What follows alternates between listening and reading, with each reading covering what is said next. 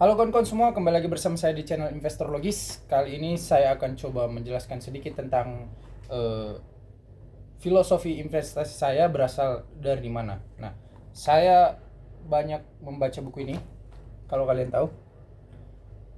Judulnya The Art of War, karya dari Sun Tzu.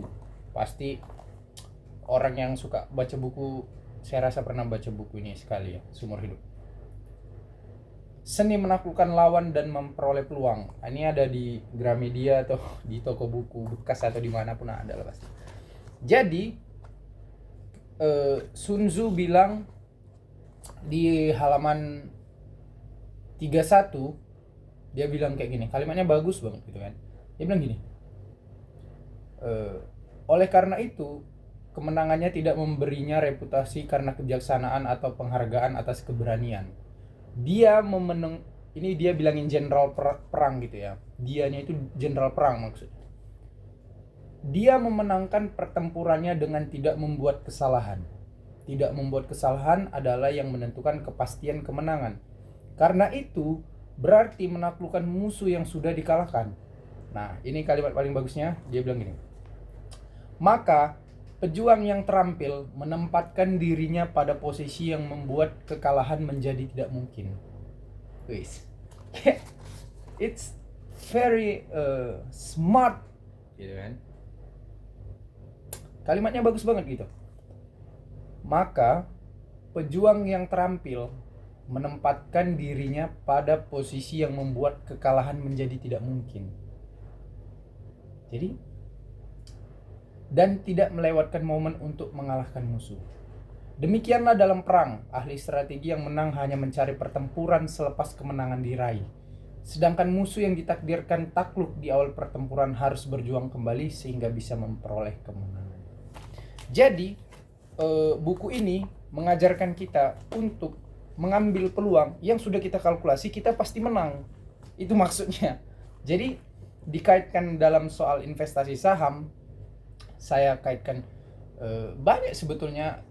Gini ya, kalau misalnya kita mau investasi saham gitu kan, kalau menurut saya nih ya, kita bisa dapat pencerahan dari manapun gitu, baik dari buku pertempuran gitu kan, buku strategi atau di mana buku manapun gitu. Jadi nggak mesti harus buku eh, ekonomi juga gitu, nggak harus selalu melulu buku ekonomi saham gitu kan. Dari buku The Art of War ini pun bisa kan. Bagus sekali nih kalimatnya kalau kita praktekkan di dunia investasi kita kan. Maka pejuang yang terampil menempatkan dirinya pada posisi yang membuat kekalahan menjadi tidak mungkin. Jadi kaitannya apa dalam investasi saham yang mau saya sampaikan? Belilah saham yang ketika sudah kalian kalkulasi, kalian tahu kalian tidak mungkin kalah gitu di saham. Jadi nggak ada peluang untuk kalah gitu. Yang ada hanya peluang untuk menang. Maksudnya nggak ada peluang untuk kalah itu nggak ada peluang untuk rugi lagi gitu. Yang tinggal hanya ada menunggu kemenangan berdasarkan kalkulasi yang sudah kita buat sebelum kita masuk ke pertempuran di saham itu. Jadi dunia investasi saham itu ibaratkan bertempur aja gitu. Uang itu prajurit kita. Kalau kita suruh perintahkan uang kita, prajurit kita masuk ke saham yang itu adalah jebakan atau kita katakanlah musuh sudah mengintai di sana, berarti kita nyuruh prajurit kita mati kan gitu kan, datangin lawan yang nggak kita kenal gitu kan. Jadi dia bilang ada lagi banyak banget kalimat bagus di buku ini kawan-kawan. Ini bagus bukunya, banyak banget. Saya berulang-ulang baca buku ini untuk mengambil keputusan gitu. Biasanya buku ini kasih petunjuk-petunjuk lah gitu kan, iluminasi, pencerahan, iluminasi. Keren sih buku ini.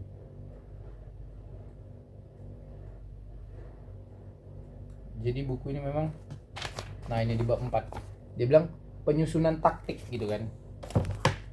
Jadi keren lah,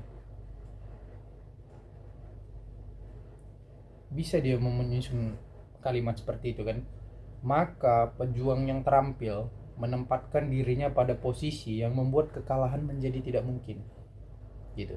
Bagaimana cara membuat kekalahan menjadi tidak mungkin dalam suatu operasi investasi saham?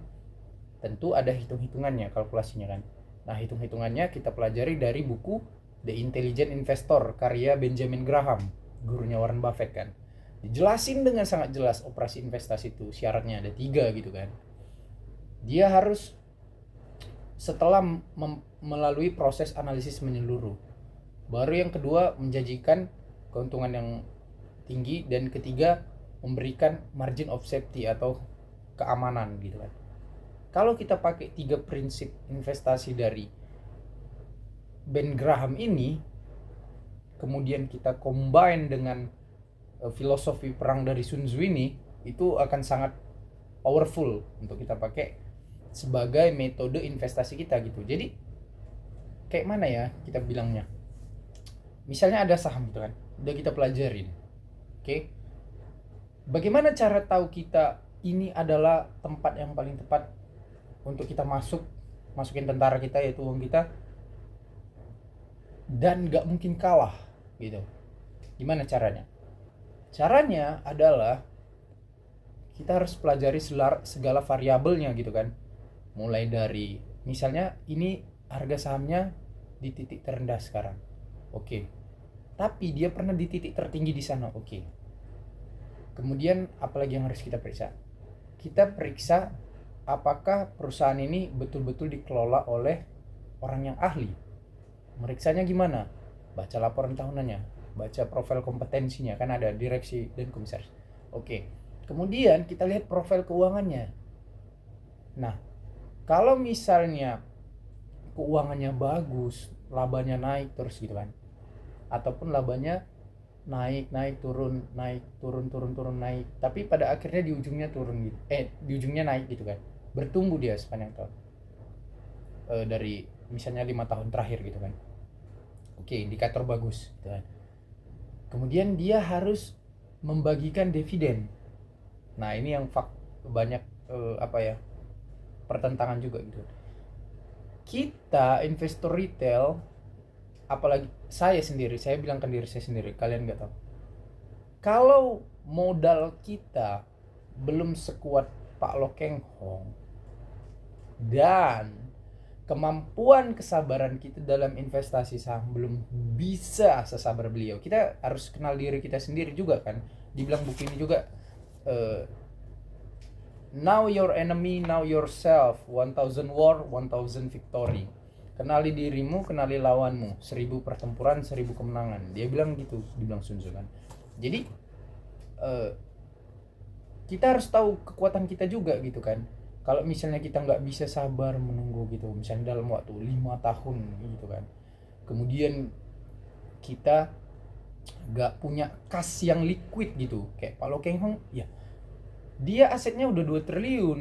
Kalau misalnya dia buang uang ke satu saham 180 miliar, saham itu nggak bagi dividen dalam 10 tahun karena alasan dia beli karena valuasinya sangat murah, dia masih punya berapa triliun lagi kan untuk hidup, dan dia bisa menikmati itu kan. Lagi pula beliau banyak juga membeli saham-saham yang membagikan dividen kan. Jadi jangan hanya terfokus pada valuasi yang murah menurut saya kalau misalnya kita masih kecil dananya. Karena apa? Karena kita butuh dana juga, sirkulasi arus kas. Dividen itu bisa jadi kekuatan arus kas kita. Kenapa saya katakan begitu? Karena kalau misalnya kita membeli saham besar nih kan, dalam jumlah besar, satu saham, udah kita kalkulasi valuasinya harus murah. Itu ya valuasinya. Nah, mengkalkulasi valuasi ini seninya harus dipelajari memang. Nah, valuasinya harus murah kan. Udah. Misalnya kita beli saham harga wajarnya 3.000. Tetapi saat ini harganya di market 1.000 kan. Berarti kan diskon kan, terdiskon. PBV-nya di bawah 1 kan. Kemudian harga saham ini dalam sejarah dia setelah IPO di bursa, dia pernah di 6.000 gitu kan. Nah, jadi kan masih jauh banget space-nya antara dia harga hari ini balik ke harga wajarnya atau ke harga tertinggi berikutnya kan. Nah, tetapi kalau misalnya valuasinya udah pasti murah kan, PE ratio dan price to book value-nya.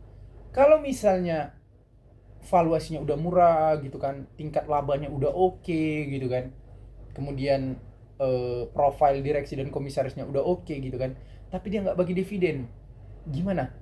Kalau kita investor kecil, dana masih terbatas, itu menurut saya hal yang berbahaya. Kenapa?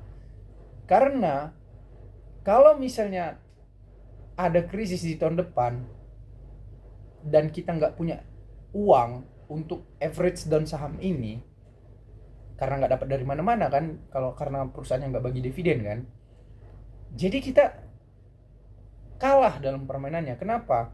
Karena seharusnya pada saat dia turun kita hantam beli lagi gitu, supaya average rata-rata harga beli kita itu kan turun kan.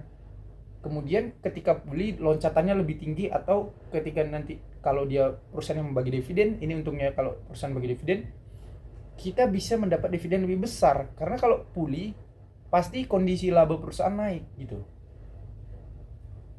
Mekanismenya gitu. Jadi kalau kita memang investor retail dan misalnya apa namanya, fundamentalis garis keras gitu kan, atau pengikut operasi investasi Pak Lokeng garis keras kan, beliau mengatakan tidak terlalu mementingkan dividen, hanya valuasi murah karena uangnya udah banyak, kawan-kawan. Kalau perusahaan yang dia beli gak bagi dividen juga, kan beliau banyak juga koleksi Penen Group kan Penen Group terkenal gak bagi dividen gitu kan, uangnya masih banyak juga gitu, dan dia juga punya banyak saham yang lain bagi dividen. Kenapa banyak saham lain yang bagi dividen? Karena uangnya banyak, simple. Dia bisa taruh uang dimanapun di perusahaan yang baik itu nggak membagi dividen atau membagi dividen. Kalau kita yang investor kecil retail, kita mau niru beliau, uang kita misalnya cuma 100 atau 200 juta gitu kan, kita pecah jadi 10 saham, berarti cuma dapat 20 juta satu saham.